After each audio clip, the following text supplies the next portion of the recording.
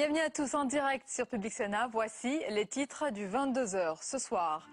Pas de répit pour Michèle Alliot-Marie. La ministre des Affaires étrangères est à nouveau la cible d'attaques des socialistes après les révélations du canard enchaîné. Le président de la République et le gouvernement continuent néanmoins de la soutenir. Réaction de notre invité ce soir, c'est le patron des sénateurs socialistes, Jean-Pierre Bel, dans un instant. Quelle est la place des religions dans une république laïque? Eh bien, c'est une question qui reviendra souvent dans le débat politique. La droite en fait une priorité pour 2012. Objectif, ne pas laisser le terrain au Front National et obliger le Parti socialiste à se positionner. Le Bahreïn, l'Iran, le Yémen et désormais la Libye. Les manifestations se multiplient dans le monde arabo-musulman portées par les symboles tunisiens et égyptiens. L'Égypte qui évoque ce soir le bilan de la révolution. Environ 365 morts et plus de 5000 blessés. Bonsoir à tous et merci d'être avec nous. Nicolas Sarkozy continue de soutenir sa ministre des Affaires étrangères. Il lui a adressé un message manuscrit ce matin avant l'épreuve des questions au gouvernement, séance pendant laquelle Michèle Alliot-Marie a rejeté de nouveau les appels à sa démission. Margot Aubriot. Nicolas Sarkozy continue à soutenir sa ministre, pourtant de plus en plus fragilisée par les dernières révélations. C'est d'abord le site d'information Mediapart qui dévoile ce matin l'existence d'un coup de fil entre Michèle Alliot-Marie et Ben Ali. Elle qui assurait jusque-là ne pas avoir eu de contact privilégié avec le président déchu. Hier, c'était le canard enchaîné qui mettait à jour un marché immobilier conclu entre les parents de Michèle Alliot-Marie et l'homme d'affaires Aziz Miled, proche de Ben Ali. La conclusion normale dans toute démocratie moderne, c'est normalement la séparation entre les intérêts privés et l'intérêt général. Eh bien, pour que la clarté puisse être faite, il faudrait que maintenant Mme Alliot-Marie s'en aille de ce gouvernement. Chahutée dans l'hémicycle, la ministre fait front contre les attaques de l'opposition et les appels à sa démission. Vous aurez beau répéter des mensonges, ça n'en fera pas des vérités. Cette campagne, monsieur le député, est indigne. Je veux vous dire tout simplement et très sincèrement combien je regrette que vous ayez la petitesse, l'abjection d'essayer d'utiliser mes parents pour vous en prendre à moi et pour m'attaquer politiquement. La majorité, elle, fait bloc derrière la ministre. Et dans la foulée, côté PS cette fois-ci, la députée socialiste Elisabeth Guigou s'est expliquée sur l'information révélée par le canard enchaîné concernant un lien entre l'homme d'affaires tunisien Aziz Miled et un think tank dont son mari Jean-Louis Guigou est le responsable. Selon elle, ce think tank organise des séminaires, des colloques, mais n'a aucune espèce d'activité commerciale, industrielle ou financière. Fin de citation.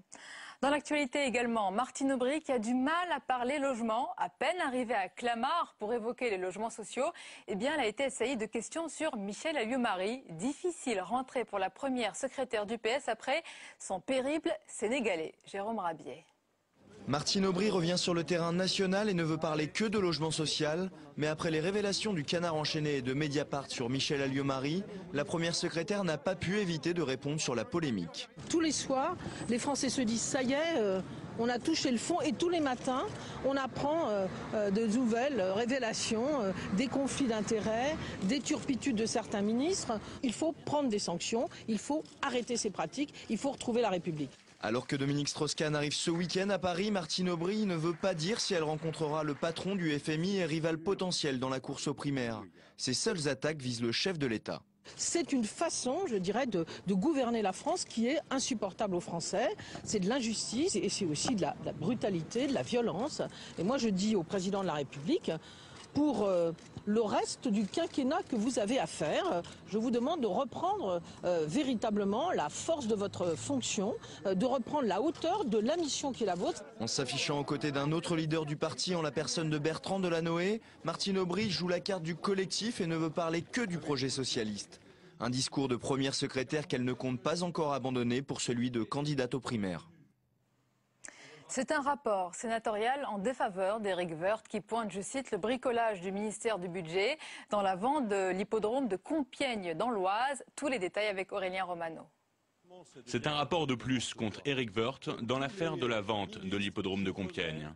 L'État a-t-il été floué? Le problème est double pour la sénatrice à l'origine du rapport. Le problème est à la fois en amont, sur la qualification du bien, il s'agissait du domaine public de l'État, et en aval, parce qu'on arrive à un prix qui est soumis au doute. Le sénateur-maire de Compiègne, Philippe Marigny, en fait une autre lecture.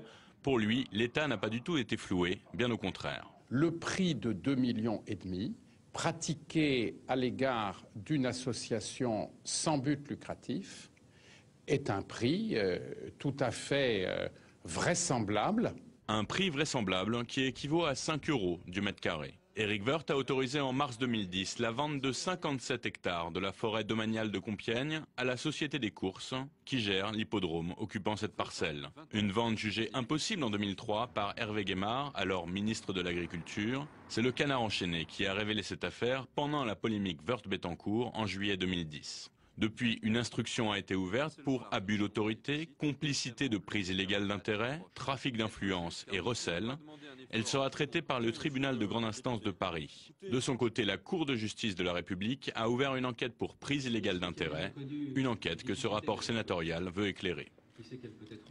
L'invité politique du 22h à présent, c'est le patron des sénateurs socialistes, Jean-Pierre Bel. Bonsoir. Bonsoir. Bienvenue à vous. Beaucoup de sujets dans l'actualité. On va parler d'abord de ce sujet, de ce thème. C'est la droite qui le relance, c'est la laïcité, c'est la place des religions en France. D'abord, est-ce que ce débat est légitime selon vous ?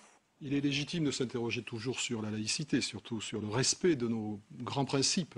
La loi de 1905 les définit très bien, je crois.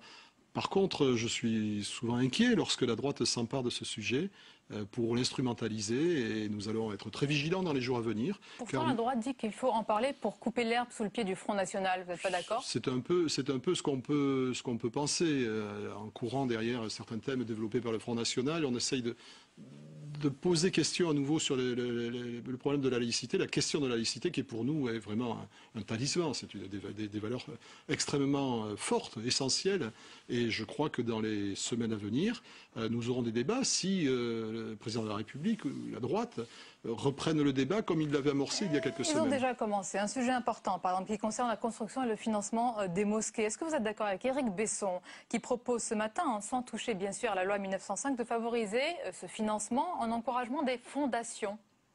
Écoutez, je pense qu'il faut surtout, je crois que d'ailleurs le ministre Besson le dit, respecter oui, sans toucher au principe de laïcité. Ensuite, il peut y avoir différentes voies à explorer et là-dessus, bien sûr, sa proposition, elle est pertinente. On peut rentrer dans un débat là-dessus. Alors, ça sera fait probablement dans les prochains jours, les prochaines semaines. Autre sujet dans l'actualité, Michel Alliot-Marie. Est-ce que ce n'est pas fatigant pour les socialistes, finalement, de tirer sur une ambulance ? Non, vous savez, ce qui est fatigant, je pense que ce n'est pas pour les socialistes, c'est pour les Français. Je crois vraiment que les Français en ont assez. J'ai presque envie de dire, ils en ont marre de voir de quelle façon, aujourd'hui, nous traitons un certain nombre de sujets. Ce qu'on aurait voulu voir traité, c'est une belle discussion autour de cette évolution de certains pays, les pays arabes, la Tunisie, l'Égypte, d'autres. Ouais. Ce qu'on aurait peut-être pu débattre entre nous, c'est la conception qu'on pouvait avoir de la diplomatie, les relations d'État à État, comment ils doivent s'effectuer, sur la parole de la France dans le monde. Et de quoi parle-t-on ? Et de quoi parle-t-on ? Des contradictions, des embarras. Même les socialistes en parlent. Hein. Des mensonges. Mais pourquoi ? Parce que les choses sont révélées. C'est d'abord la presse, ce sont d'abord les journalistes qui nous parlent de ces sujets-là. Et bien entendu, lorsqu'on nous en parlent, parce qu'en tous les cas, pour la plupart des révélations, ce sont des faits. Ce sont des faits. Il ne faut pas en parler ? Ce sont des faits qui posent problème. Et c'est vrai que les sentiments que je relève dans l'opinion, c'est au mieux un sentiment d'embarras, de voir une personnalité, celle qui doit porter la parole de la France dans le monde. Alors justement, cette personnalité, ministre des Affaires étrangères, votre collègue, par exemple, à l'Assemblée nationale, le patron des députés socialistes, Jean-Marc Ayrault, il est particulièrement virulent. Il demande sa démission, dénonce ses mensonges, fustille son sens de l'État, qui n'est pas à la hauteur, selon lui. Il a raison sur toute la ligne ? Je crois qu'il a raison de poser un certain nombre de problèmes. Je crois qu'il appartient maintenant à la ministre elle-même de tirer un petit peu la leçon de ce qui s'est passé ces jours-ci, car on a bien vu qu'elle s'est contredite à plusieurs reprises. Ce qu'elle affirmait hier n'est pas la réalité d'aujourd'hui. Donc il faut tout de même qu'elle tire quelques leçons. Est-ce que vous rejoignez, le mouvement et vous demandez sa démission ? Moi, je pense que c'est à Nicolas Sarkozy de montrer comment il va régler cette question. Je pense en effet, on a vu dans d'autres circonstances, y compris lorsque la gauche était aux responsabilités, des ministres prendre leurs responsabilités et se retirer du gouvernement. Eh bien, je crois que ça, c'est une question de dignité et c'est à eux, à ces personnes-là, de faire ce qu'ils ont à faire. Moi, je ne veux pas donner le sentiment que je suis dans une espèce de harcèlement. Donc sur ce des point, personnes. il y a une nuance par rapport à vos collègues C'est socialistes. peut-être une question de personnalité, mais je pense qu'ils ont raison de poser la question. Moi, je vous dis, c'est à elles d'en tirer les leçons. Et c'est surtout au président de la République de nous sortir de cette situation incroyable dans laquelle on est. On aurait besoin d'entendre parler de la France différemment. La gauche dénonce, mais on découvre finalement que ce fameux monsieur Miled, il a des amis à droite comme à gauche, finalement, avec Elisabeth Guigou. Bah, écoutez, la question, je crois, n'est pas de savoir si on pouvait avoir des amis dans ces pays, et notamment en Tunisie. La question, elle est quand même posée par rapport à un ministre des Affaires étrangères, qui au moment même où des événements ont éclaté, où un jeune Tunisien est mort dans ce pays, où des incidents ont eu lieu, va passer ses vacances en relation avec une personnalité dont on peut dire qu'elle n'était pas tout à fait éloignée des cercles du pouvoir. Les Français sont exaspérés par ce sujet. Je crois qu'ils sont exaspérés. On l'écarte, on passe à autre chose. Dans l'actualité, ça y est, c'est officiel, je vous l'annonce, Dominique Strauss-Kahn revient. Mais il revient en France. Il est de passage. Ça vous a fait peur? Il est de passage pour quelques jours. Il sera l'invité du 20h de France de dimanche. Qu'est-ce que vous attendez de cette intervention? Je crois que Dominique Strauss-Kahn va très certainement donner son sentiment sur le G20, puisque c'est pour ce grand événement qu'il va venir en France. Et j'attends donc qu'il nous dise en quoi le FMI peut contribuer avec le G20 qui rassemble donc les 20 pays les plus puissants de la planète pour faire en sorte qu'il y ait plus de régulation, plus d'équilibre dans ce monde. Vous n'attendez rien d'autre? Vous voulez me parler peut-être d'autres échéances, mais peut-être. Vous n'y pensez pas? Je ne crois pas que ce soit le moment que Dominique ait choisi dimanche. Je pense qu'il va se concentrer sur ses responsabilités. C'est ce qu'il dit lui aussi, mais il va quand même rencontrer, on suppose, ses amis socialistes. Vous n'attendez pas un signal, parce qu'il paraît qu'il exaspère, selon les sondages, en tous les cas, l'électorat de gauche. Est-ce que vous attendez en tous les cas un autre caillou blanc après celui d'Anne Sinclair? Écoutez, là, c'est un sujet qu'on aborde régulièrement, bien sûr. Nous sommes dans une phase préparatoire à la désignation des candidats aux primaires, en tout cas autour du Parti socialiste. Et bien entendu, Dominique Strauss-Kahn est présenté comme l'un de ceux qui pourraient participer à cette primaire. Mais vous comprenez bien que je ne vais pas m'exprimer pour lui. Non, bien sûr. Simplement, je pense qu'en effet... lui-même ne s'exprime pas pour lui. Donc. Je pense qu'il faudrait... D'autres le font peut-être. Je pense qu'il faudrait une clarification assez rapide. Il faut en effet ne pas donner le sentiment qu'on est en permanence... Assez rapide, ça peut être l'occasion, c'est l'attente. Je ne crois pas vraiment que ce soit dimanche l'occasion pour Dominique Strauss-Kahn de s'exprimer sur ce sujet. Alors Jean-Pierre, la bataille du Sénat a commencé. Gérard Larcher, c'est un adversaire politique, le président du Sénat pour vous. Mais est-ce qu'il ne vous rend pas la tâche difficile? Finalement, c'est un homme de consensus avec lequel d'ailleurs vous vous êtes souvent entendu. Comment le combattre? Vous savez, vous pouvez avoir des relations d'homme à homme, de courtoisie. On le décrit comme très consensuel, à droite, à gauche. Je ne veux pas personnaliser sur la personne du président du Sénat, mais il est le patron de l'UMEP, Gérard Longuet est président du groupe, mais il est chef d'une majorité qui est la majorité qui soutient Nicolas Sarkozy et ce gouvernement. Et à ce titre-là, je le combats parce que je n'ai pas apprécié les positions qu'il a pu prendre dans différents débats politiques, notamment sur les retraites, notamment sur la réforme territoriale. Donc je ne crois pas que ce soit l'homme d'un consensus politique. Je crois que c'est un homme qui représente une majorité. Il en a tout à fait le droit, je ne lui dénie pas cette qualité, mais en même temps, il est politiquement tout à fait bien marqué, il a appartenu au gouvernement. Et donc la bataille sera rude. Et la bataille sera une bataille correcte, loyale, mais certainement rude, puisque nous pensons que les prochaines échéances doivent faire la démonstration de ce que le Sénat a évolué. C'est-à-dire évoluer et basculer à gauche pour que les téléspectateurs apprécient un petit peu pour certains, cet espoir, pour d'autres, ce risque. Vous l'évaluez à combien? 50-50? Écoutez, moi je pense tout d'abord qu'on ne devrait même pas se poser cette question. Je voudrais expliquer aux téléspectateurs la chose suivante. Le Sénat, il est le fruit essentiellement des communes, des conseils municipaux, mais aussi conseils généraux et conseils régionaux. Les électeurs ont voté, les citoyens ont voté. Ils ont envoyé dans les communes, les départements et les régions une belle majorité de gauche. Donc, on devrait automatiquement avoir la déclinaison de cela au Sénat, puisque c'est le fruit.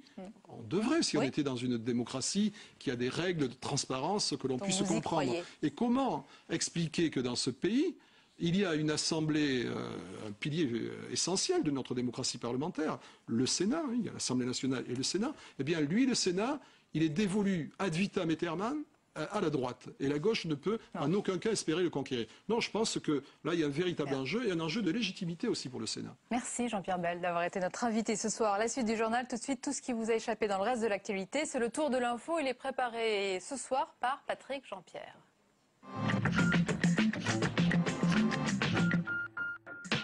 Après la Tunisie et l'Égypte, c'est au tour de la Libye de s'embraser. Hier, le pays a été le théâtre d'affrontements entre forces de sécurité et opposants au régime.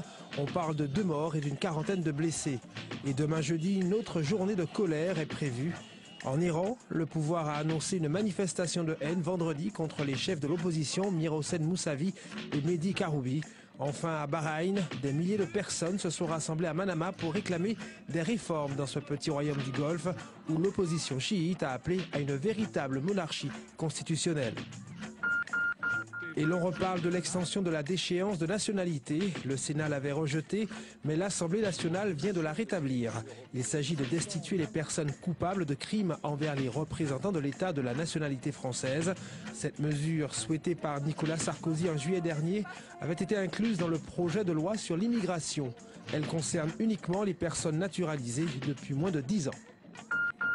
La maladie de la norme, c'est le titre d'un rapport du Sénat rendu hier au chef de l'État. Le Sénat qui dénonce un excès de prescriptions techniques applicables par les élus locaux. Le rôle de ce rapport, c'est de se dire, voilà la situation, nous avons 400 000 normes, certaines sont utiles, d'autres, leur utilité n'est pas prouvée, d'autres compliquent quotidiennement la vie des collectivités territoriales. Critique redoutée, l'écrivain François Nourricier est mort hier à l'âge de 83 ans. Il souffrait depuis plusieurs années de la maladie de Parkinson. Cette figure mythique des lettres a été saluée unanimement. François Nourricier avait obtenu en 1966 le grand prix du roman de l'Académie française pour Une histoire française. Il est par ailleurs le créateur du Goncourt des lycéens.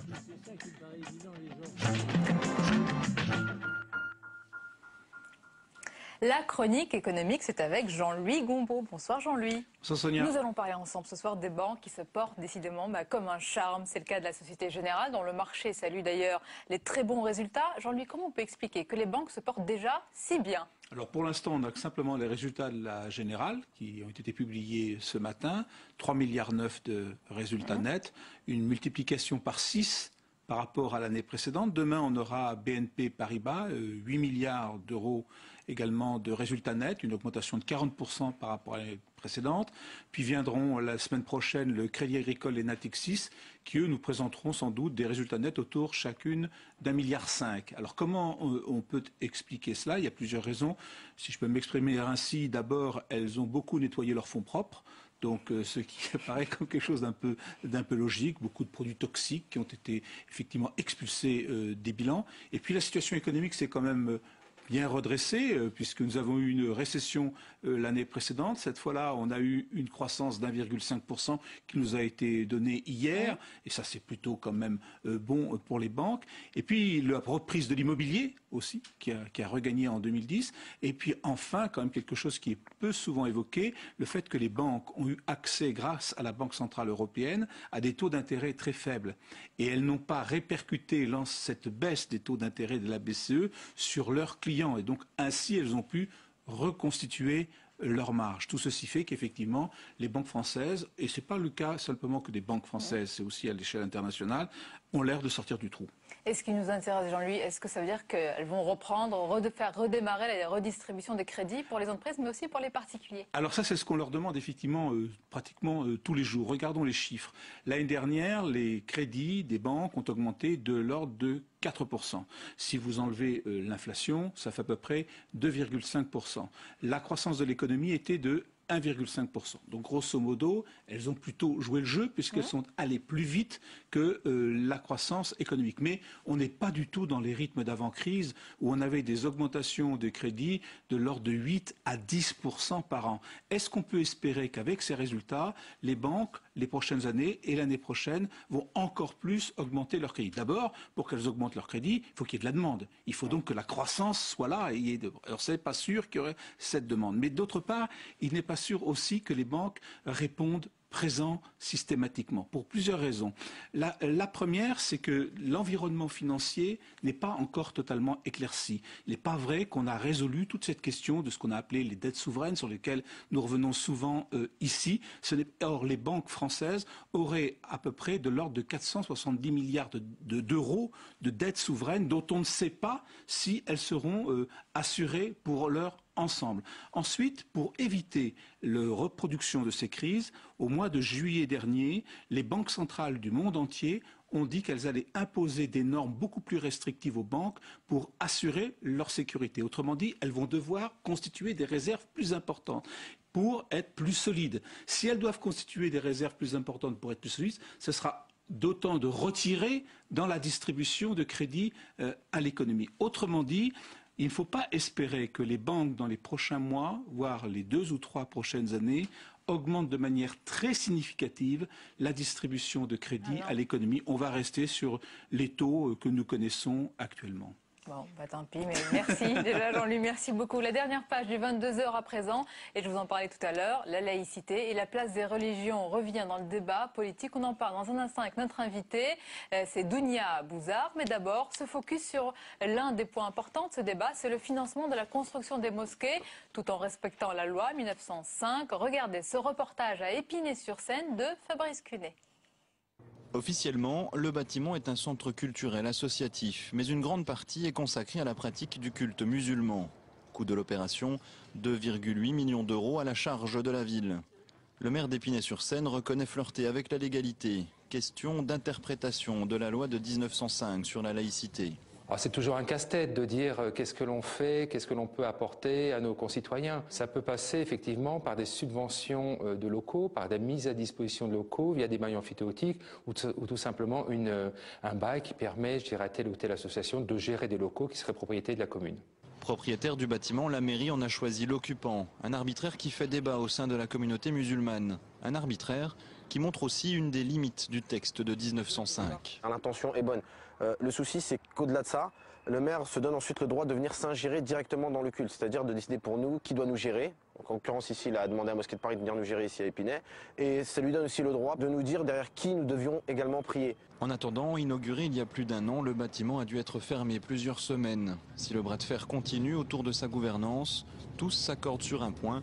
La loi de 1905 a mal vieilli.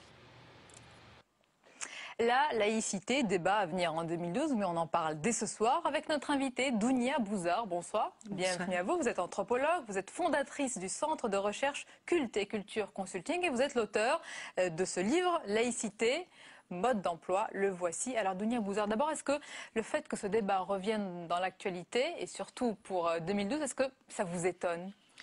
Ça ne m'étonne pas parce que de toute façon, c'est vrai qu'il faut qu'on travaille. Qu'est-ce que c'est la laïcité avec de plus en plus de diversité. Et puis maintenant, les nouvelles religions ne sont pas de passage. C'est pas la religion des émigrés, ce sont la religion des citoyens français.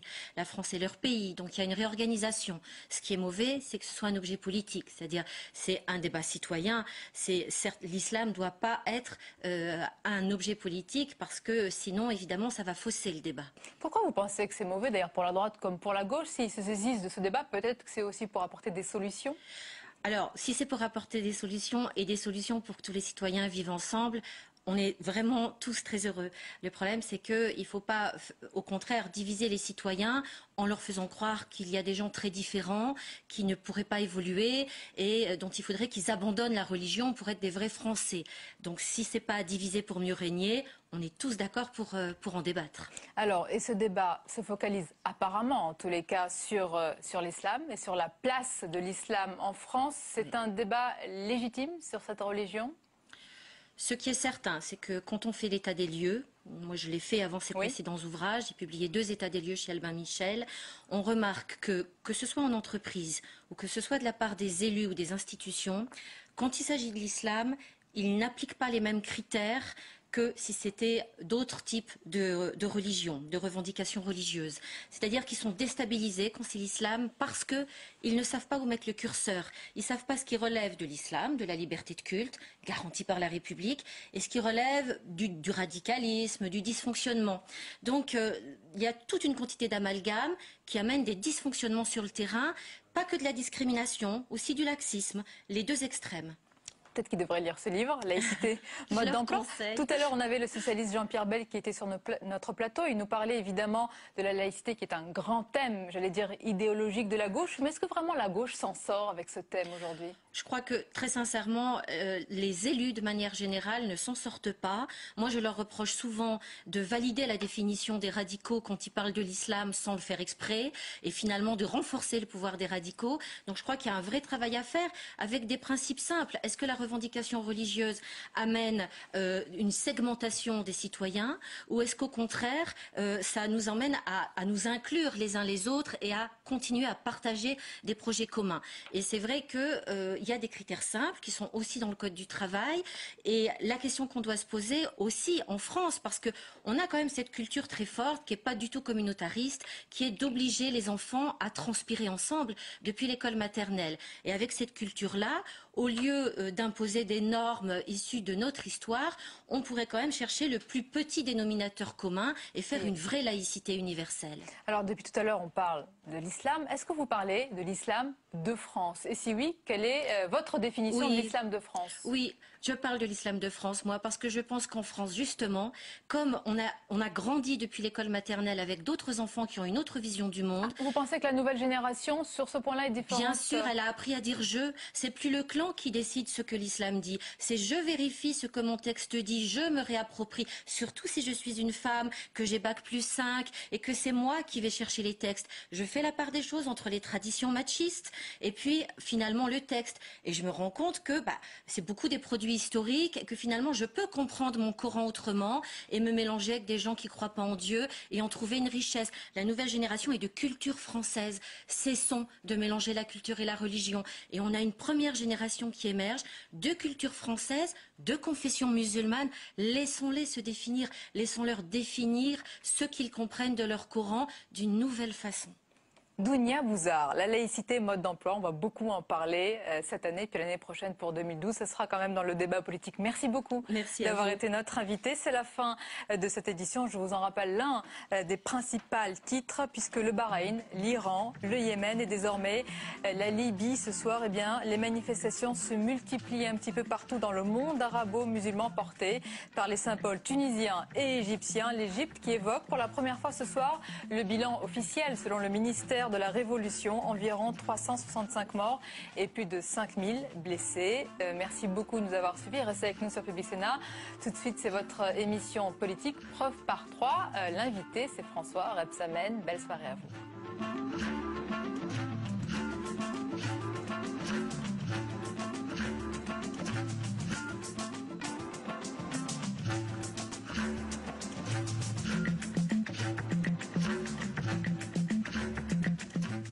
Il y a 2 ans, les Antilles s'embrasaient pour protester contre la vie chère et la profitation. 44 jours de grève générale en Guadeloupe, 33 jours en Martinique. Face à ce cri d'alarme, une batterie de mesures a été adoptée dans l'urgence. Ont-elles été appliquées? Ont-elles permis de changer la situation? 2 ans plus tard, Public Sénat est revenu en Guadeloupe. Retour sur la situation en Guadeloupe, demain à 22h30 sur Public Sénat.